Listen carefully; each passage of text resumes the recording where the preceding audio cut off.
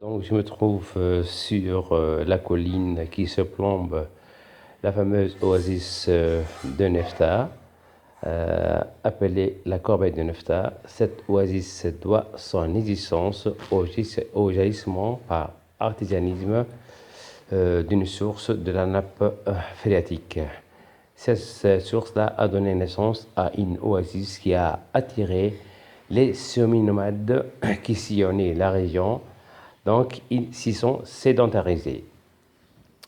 Alors, à l'oasis, on distingue trois niveaux de végétation.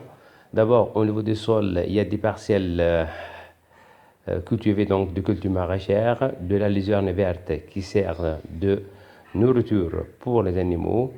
Au deuxième niveau, on distingue les arbres fruitiers tels que les figuiers, les grenadiers, les amandiers, les pêchers, les poiriers et même les bananiers. Au troisième niveau se dressent très haut dans le ciel les palmidatiers qui fournissent des dattes d'une très grande qualité qui sont exportées à l'étranger.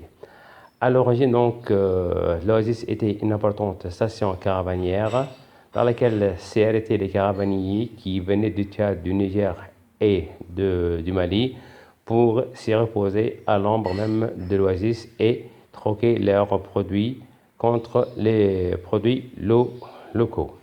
En Tunisie, donc, on distingue trois types d'oasis.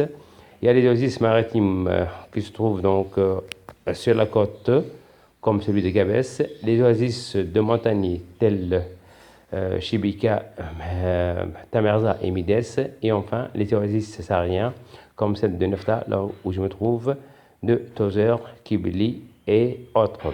Nefta donc est devenu avec Tozeur, Kibili 12, un grand pôle touristique qui a permis de promouvoir le tourisme saharien dans le sud, qui est devenu aussi très, très important et qui procure de l'emploi direct et indirect pour les habitants de la région, évidemment.